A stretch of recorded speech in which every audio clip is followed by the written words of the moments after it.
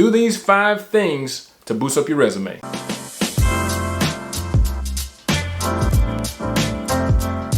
Hey gang, it's Ron from ITMastery.com, and my job is to help each and every one of you guys get certified and hopefully land a cybersecurity gig. So on a resume, you have to pretty much project that you are a superstar, the best of the best, the top of the top, the boss of all bosses, so they give you the job.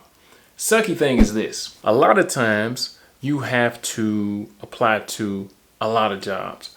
And when I say a lot of jobs, I'm talking about a lot of jobs, sometimes hundreds of jobs, right? So you got to have a curated resume. You got to make sure that you got all these different accounts for all these different job posting sites, whether it's Monster, Indeed, Glassdoor, so on and so forth. And I know it can be tiring. So I'm going to give you 5 tips that I've used, my students have used, and these are some of the best practices that's going to help you on your resume, right? And then see what I just did there? Let's go a little bit further after the resume. See how I just kind of stuttered a little bit, almost swallowed my damn tongue. If that happens to you inside the interview, just do what I did right there and keep going. Don't bring attention to it like I did. Just keep going and do what you need to do. Before I give you the first tip, I need you to like this video, subscribe to the channel, and share it with 2 people. I'm gonna give you 5 seconds. 3, 2, 1. So the first tip, you have to have a really strong intro. So your intro should be pretty much like I said, saying that you are a superstar, a rock star. This is why you should hire me. Caveat. Side note, red flag, don't lie. Don't lie on the damn resume, right? I've been on interview boards and I've had horror stories from recruiters, so on and so forth, little buddies that I have that tell me that it's so many people when they get inside the interview, they have no idea what's on their resume, right? And that's one of the dangers of getting a resume created, a resume updated, a resume optimized by somebody else, right? Because that optimization may actually hinder you or be lies, or you may not be able to actually articulate what they optimize in the actual resume. Whatever the hell is in your resume, you need to be able to articulate where you're at when you did it, how you did it, and how that would actually translate to whatever position that you're trying to go after right now.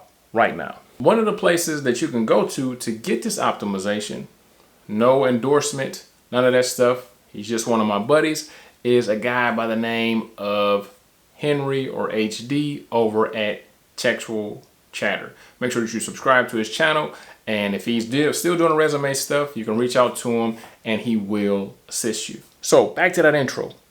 It has to be short and sweet. I would say no more than 2 or 3 sentences, right? Literally like an elevator pitch. It should say exactly what you do, where you're from, and what you can do for that organization. Whatever skills that you have, whatever things that you've done in the past that can be beneficial to the company, make sure that you highlight those things. If you're going for a network engineer job, right?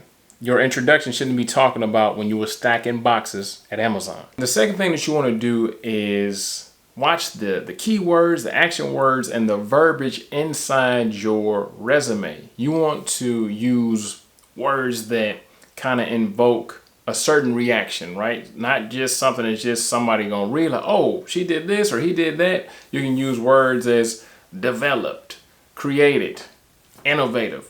You understand what I'm saying? So words that are gonna pop out in the resume, right? So you want to make sure that when somebody's reading it, they get excited. It's not dull. It's like, oh, wow, he did this, he did that. Even though a lot of the stuff that you're going to be describing, saying that you did, is going to be mundane, but you're going to make it sound real good. So a lot of these action words should be in your experience, right? So, you know, where it says work history. So you're pretty much going to put the job title, and then in bullet points, all of the exciting and extraordinary things that you did in your career. Once again, You want it to sound amazing, right? But do not lie and do not exaggerate the truth, right? It's just different verbiage, right? It's just pretty much saying the same thing in a more articulate, exciting way. I'm gonna continue to say this. If you lie on your damn resume, they're gonna figure it out in the interview when you sweating and your stomach hurt and you can't answer none of the damn questions. Third is that you want to actually use things that are quantifiable, right? Don't say helped 10 team members achieve their goals. You want to say helped 90% of workforce reach 100% KPIs, key performance indicators, right? Now, don't use the exact thing that I just said. That was an example, but you want to quantify. Raise $20,000 in 30 days. Fix 100 laptops in 2 weeks. You want to quantify. You want actual numbers. Once again, gang, you want to tell the truth here, right? Don't say that you did something that you did not do. Don't say that you set up a network with 100,000 users and you didn't do that. Make sure that whatever, and I do mean whatever is on your resume, is the truth. Because like I said, on the interview or in the interview, people are going to find out if you are full of caca, right? If you're full of doo-doo, right? If you are lying, okay? Because you got to understand, most times with this type of stuff, the first person you talk to on the phone is going to be from HR, but when you're actually in the interview, it's going to be somebody in there that know what the hell that they're talking about, and they're going to be looking at you for certain answers, so on and so forth. And while we're here, I want to talk about something else. It's okay, believe it or not, to say that you don't know or you're not sure. A lot of times the best answer, if somebody is speaking to the resume or somebody's asking you some questions about the resume, is just to say, or your work history, or just something that you're not really, a question that you don't feel comfortable asking or answering, right? You can say something to the effect of, I'm not quite comfortable answering that right now, but I'll make sure I do some research and get back to you with the right answer. I think I know what the answer is, but I'm not quite sure. So if it's okay with you, I'd love to do some research after the interview and maybe email you the answer, right? It's always better to say that than to just make up something, right? Just to be full of shit. It's always better just to tell them, hey man, I don't really know what the answer is. Is it cool if I get back with you? Now, of course, after your work experience and all that stuff, the next thing you want to highlight is any accreditations, any credentials, and any certs that you have.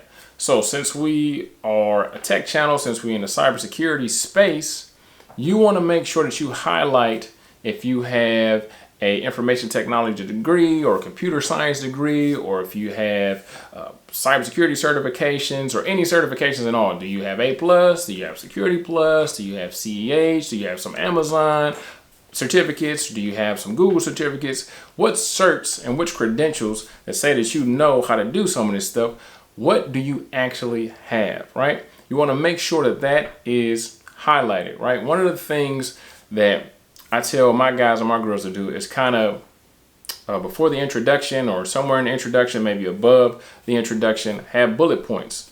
Degree in this, certifications in this, accredited with these organizations, so on and so forth, because you got to remember that once you made it to the interview, most people are just going to skim your resume, right?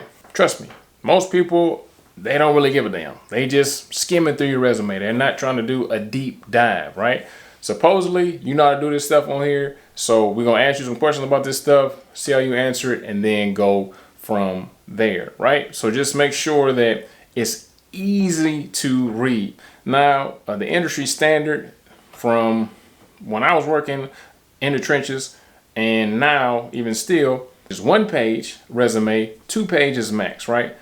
You most likely can fit everything that you need to fit on 1 page. Now you're gonna say, okay, what about high school? And what about a lot of that stuff most likely does not matter, right? So, because I had jobs that if I went to a job interview, wouldn't really relate to a cybersecurity position or a networking position or a penetration tester position. So I wouldn't even put that stuff on there because it's not relevant to the job itself. Hey gang, since we're talking about credentials and certifications, if you're looking to get any cybersecurity certifications, entry-level certifications, mid-level certifications, and even expert-level certifications, head over to itmasterkey.com and enroll and apply to the Zero to IT Hero program. Let's get back to the video. Last but not least, you want to highlight your skills.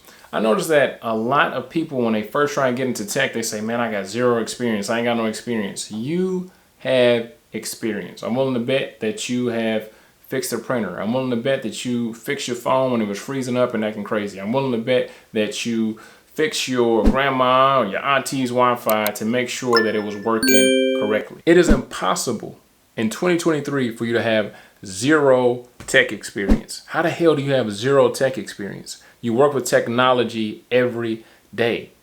You're on the internet right now. You're on a laptop or cell phone. All this stuff is technology, right? You have technology experience. Anytime that you fix something, whether it's on your phone, your tablet, at the house, all that stuff is experience. Now, of course, like I said, you just have to articulate it in a way that makes sense, right? And that is actually relevant to the position that you're. Hey gang, I want to give a big shout out to all of the students in the Zero to IT Hero program and all of my future students, and also all of the YouTube channel members.